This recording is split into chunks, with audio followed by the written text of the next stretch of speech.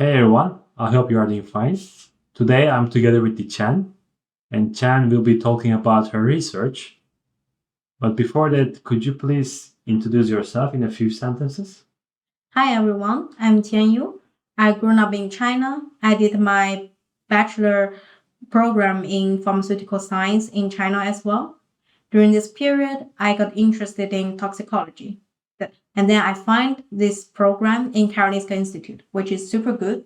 So I came to Sweden to study toxicology.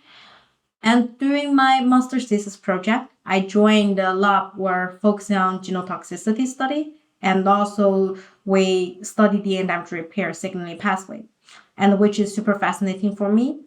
That's the reason it let me decide to keep studying this field after my master's thesis. Then I joined my current lab, which is working on the RNA-guided DNA repair. Thank you. And why is it that important? And also, what are you guys doing actually to really understand what's going on in these mechanisms? So, DNA damage is always a sources for many diseases, for example, cancers. So we want to, if we can understand more how our body is fixing the DNA damage, then it will be very important for the medical treatment.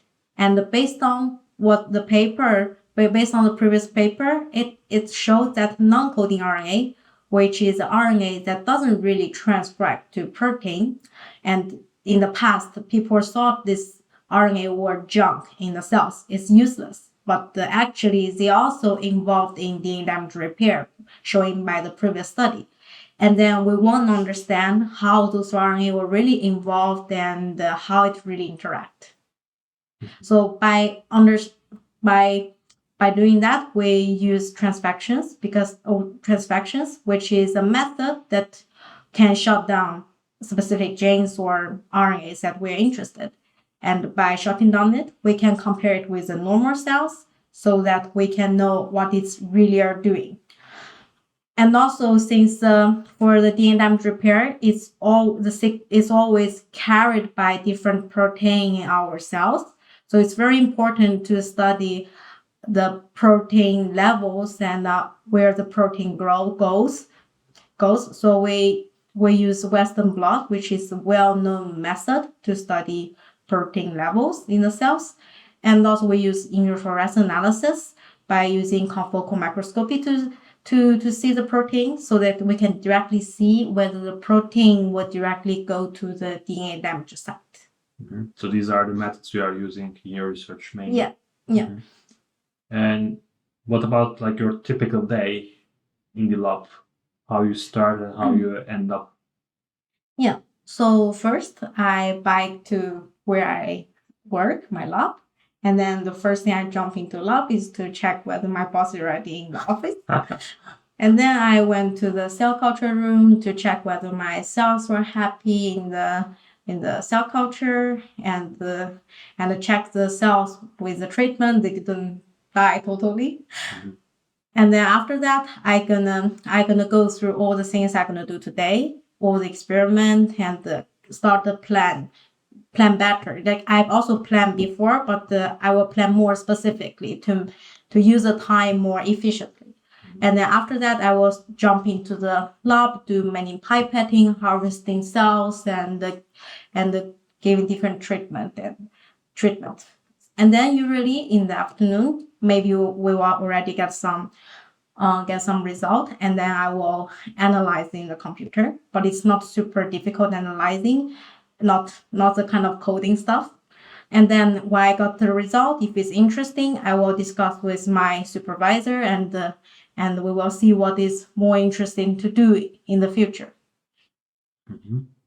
And okay, it sounds very nice and interesting, but I want to hear what was the most interesting result you got so far in your project. Yeah, it's a good question. So I think I only started in my current lab is about 6 months, so it's not so much result that I'm super interested, but the one is it. also we knock down 2 RNAs that we are really interested, and then we see in a specific protein that is involved in DNA damage repair are significantly reduced.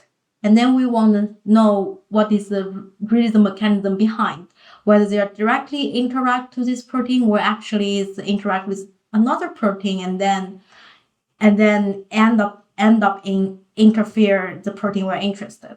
So we add different ways. So we try to block different other proteins and see whether this protein level can go back to normal range, even though the RNA level was still shut down. And then we do see the rescue. We do see the level goes back to the normal range by blocking another protein. So this is quite interesting and give us more detailed information about the mechanism. Mm-hmm. Thank you so much. And is there anything you want to add? Yeah, I think DNA damage repair is a super fascinating field. It's complicated, but also always make you so interested. I don't know. Yeah, that's why we need researchers and we need you, right?